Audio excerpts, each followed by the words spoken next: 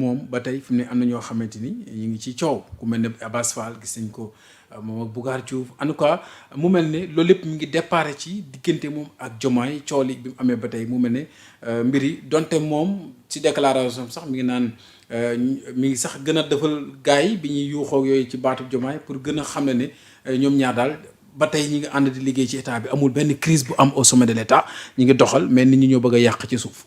mais nit ñi yàquñ dara ça veut dire que ñoom ñoo nekk boo xoolee li Pastef ñoom ñëpp ils sont dans ce que j'appelle le patriotisme émotionnel alors que ñoom fi ñu jëlee réew mi. ils ont été plébiscités par les jeunes am 54%. Immédiatement bu ñu amoon le sens de l'histoire dañuy jël leur énergie songu économie bi jéem a développer dëkk bi moom la li koy di wax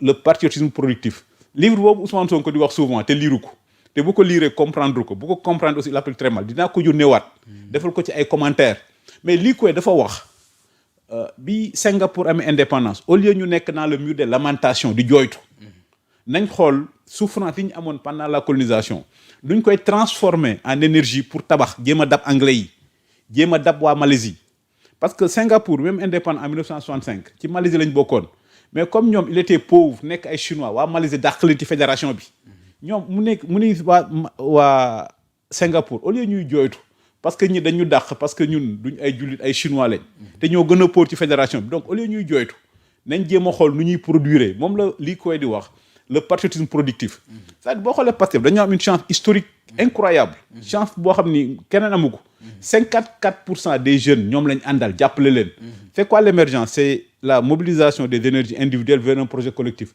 c'est-à-dire Pastef dañoo amoon benn fenêtre de tir extraordinaire bi ñëwee pouvoir bi buñ mobiliser woon jeunes yi pour ñu liggéey économie ba tey Sénégal jëm na kanam mais ñoom nag nekkuñ dans le patriotisme productif dañoo nekk dans le patriotisme émotionnel xoolal la may wax Sonko moom comme way Tupac Shakur boobu rek it's me against the world il est en guerre contre tout le monde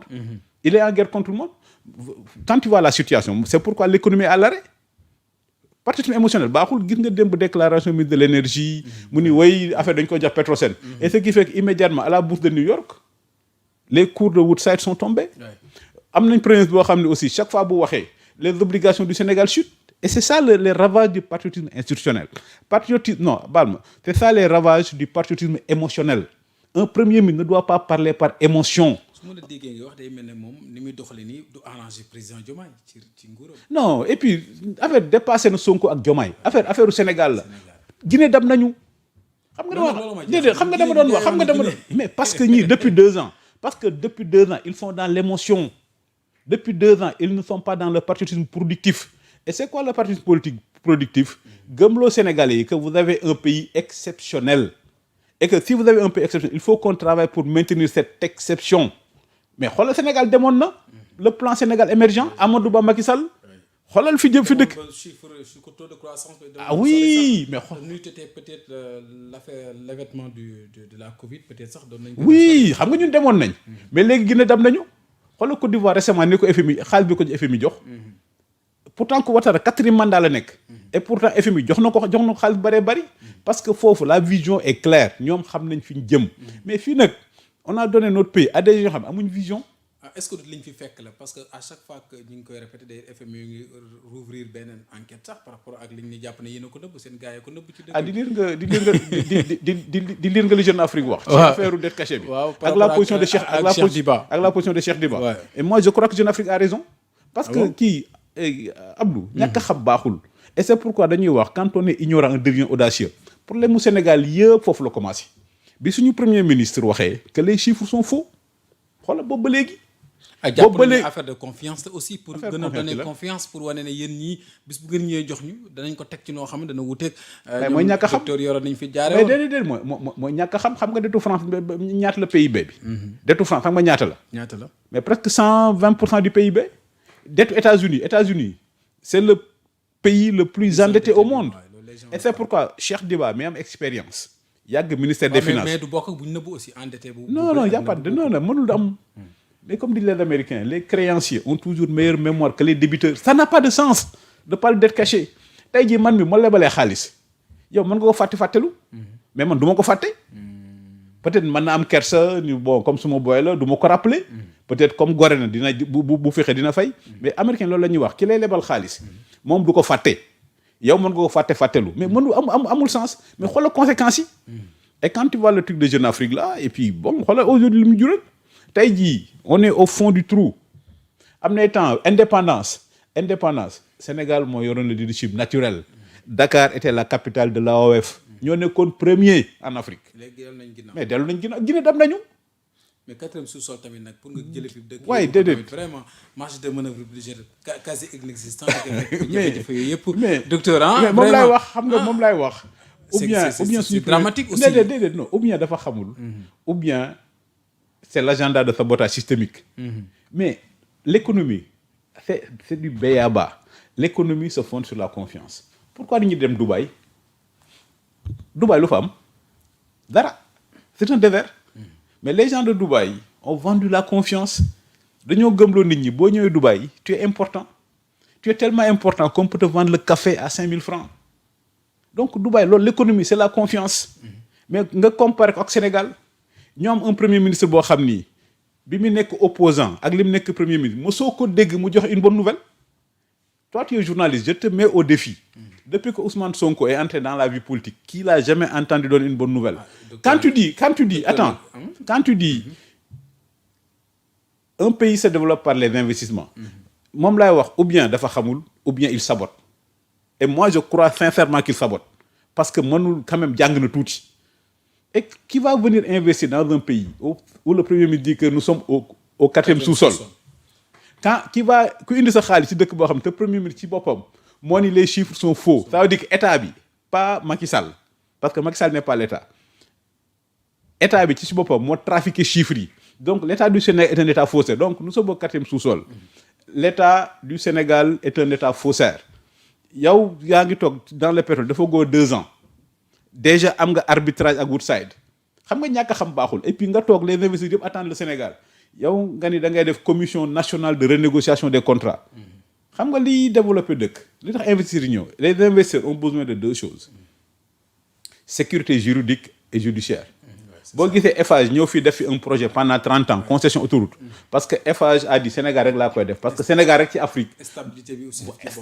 stabilité non mais la Corée du Nord est stable les dictatures sont stables mais li ñu amul mooy sécurité juridique et judiciaire donc Eiffage a dit ci Afrique Sénégal rek laay def autoroute boo xam ne nekk benn concession pendant 30 ans parce que Sénégal au-delà de la stabilité politique am na sécurité juridique et judiciaire mais Eiffage ñun renégocier nañ contrat bi autoroute bi mais defuñ ko ci mbedd mi mais boo bëggee nekk investisseur nga gis nga premier ministre du Sénégal moom mooy jiite commission nationale de renégociation des contrats lu tax nga fa yóbbu sa xaalis parce que tu vas te dire que ñii bu ñu fi nekkee mën naa signer ak ñoom mais bu ñu fi jugee ki leen di remplacer mais mën na renégocier contrat yi et puis moo tax ñàkk a xam baaxul c'est-à-dire que bu ma leen gisee ñu koy wax avec fierté on va renégocier les contrats nga gis suñu ministre de l'énergie mu ni woy on va nationaliser. yenn saa sax ñu ne am na lu ñu jot a rationaliser ba jëlaguñ ko ci négociation yi. waaw mais ça c'est du détail ak mais li ñuy perte moo ëpp. et qui va venir investir dans un pays boo xam ni à l'Assemblée nationale on entend le ministre de l'énergie parler de nationalisation mais le pétrole est tellement cher les investissements sont tellement lourds bu ñu ko nationaliser Sénégal fu mu jëlee xaalis mu investir dans le pétrole donc tu demandes à des gens dafa mel ni rek nit ñi da nga leen dugal dans un piège ñu ñëw investir ba pare nga ni non dama koy xam nga ñan ñoo nationaliser souverainisme bi lañ bëgg a gën a déedéet non c'est-à-dire que le modèle de Pastef pour que Sénégal xam fu réew mi jëm le modèle de Pastef c'est le Venezuela il y a que le Venezuela qui avait nationalisé les industries pétrolières xoolal aujourd'hui Venezuela fi mu nekk c'est le pays le plus riche en termes de potentiel en Amérique latine c'est le pays qui a l'une des réserves de pétrole les plus importantes au monde mais aujourd'hui c'est le pays le plus pauvre d'Amérique latine. Tout à fait. Sénégal nag fa lañ jëm ak Pastef xoolal Pastef bi ñu jël réew mi alternance pacifique jeunes yi gëm leen et puis ñu am lu Macky Sall amul woon mais pétrole bi ci ñoom la tombé ñu am pétrole am gaz am stabilité am position géopolitique c'est-à-dire que ñoom bu ñu xarañoon tuuti rek Sénégal mel ni li may wax. Tandian ak Youssouf rek. waaw Tandian a découvert le pétrole mais Youssouf a eu la chance de. waaw mais xam nga sax Niger. xam nga Niger.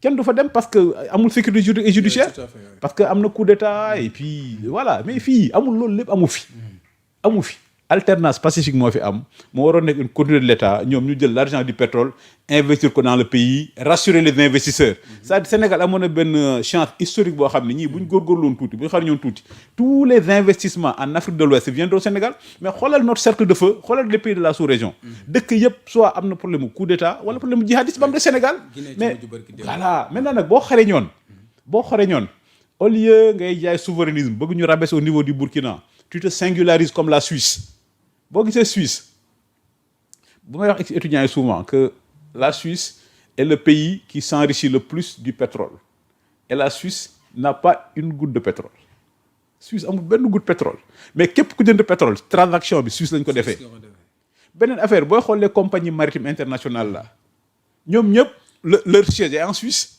te boo xoolee carte bi stratégie géopolitique non boo xoolee carte bi mais la Suisse n'a pas d'accès à la mer. Oui, tout à fait.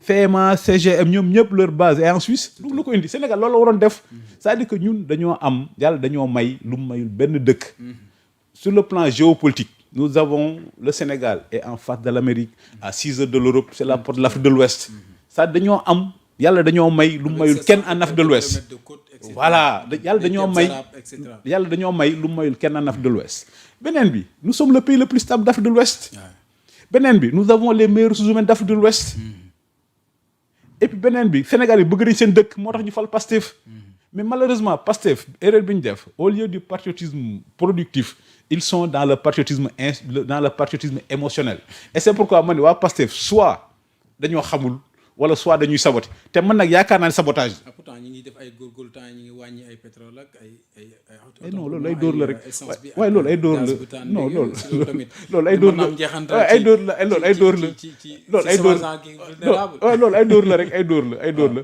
mais parce que les cours mondiaux du pétrole ont baissé les cours mondiaux du pétrole ont baissé c'est pas normal que le Sénégal un pays pétrolier que le pétrolier gazier que pétrole gën fi cher Niger. kon yow wàññi bi jàppoon ne wàññi. non mais les cours mondiaux ont baissé c'est-à-dire les cours mondiaux du pétrole ont baissé. fi ñu leen doon xaar les wan gars yi xare ñun lu tax investir dem Côte d'Ivoire parce que quand tu veux investir et ça c'est de l'économie et je pense que Sénégal foofu la ñu war a dem sur le débat économique malheureusement les gens de Pastef ne veulent pas de débat économique parce que xamuñu dara boo xoolee Côte d'Ivoire lu tax les investisseurs dem foofu c'est parce que le coût de l'énergie n'est pas cher.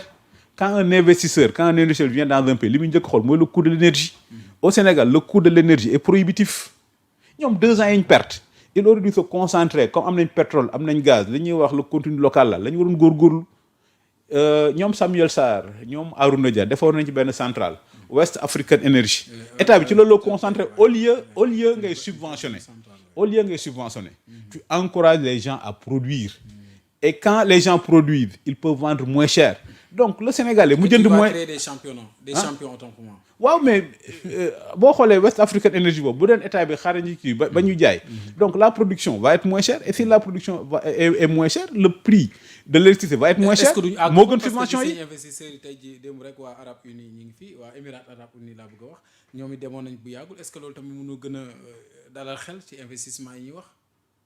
mais investisseurs les investisseurs ont 2 religions. Le profit ak la sécurité juridique et judiciaire.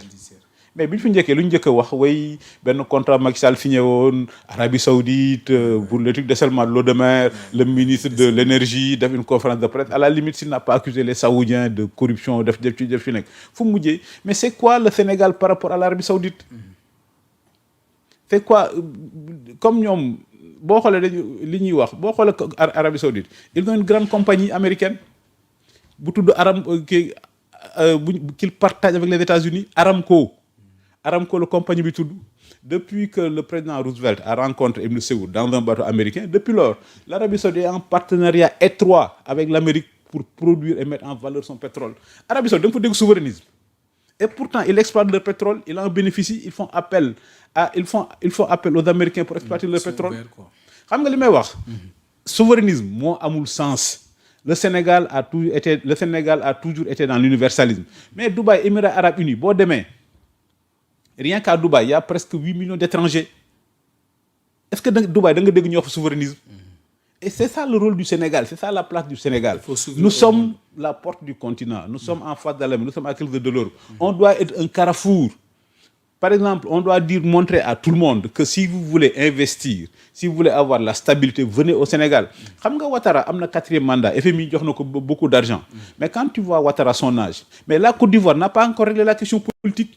yaa ngi fàttaliku guerre bi fi amoon en 2010. En 2010, Mais ba léegi problème presque 3000 morts. ba léegi problème bi réglé wul. boo xoolee Rwanda bi ñuy wax oui Rwanda Paul Kagame mais le Rwanda le système a été bâti autour d'un homme wóorul. Kagame je suis sûr que bëgg na bàyyi mais xam na ne bu bàyyi le système va s'effondrer. Oui, tout à mais fait. ñun nag la chance unique que nous avons nous n'avons pas des hommes nous avons un système. Ce que les ignorants de Patte appellent le système là c'est ça la fierté. ñoom nag loolu la ñuy xeex. système bi dañ jàpp dañ fi war a raser complètement di recopier. Mais moi wax ma lay dóor la c'est-à-dire y a pas plus système qu'un inspecteur des impôts. Il n'y a pas plus système qu'un inspecteur des impôts. Au contraire, c'est ce que j'appelle le participation institutionnel. Et c'est ça, loolu moo tax Sénégal jëm kanam. C'est-à-dire que reconnaître que nous avons des institutions qui fonctionnent, reconnaître que nous avons une magistrature qui fonctionne, reconnaître que nous avons une administration qui fonctionne. Léegi débat boobu ñu bàyyi ko. Maintenant, les hommes politiques là ñu juge leen sur l'économie ak la sécurité nationale. D'ailleurs beneen point bokk na ci sax ba tey au sommet de l'État.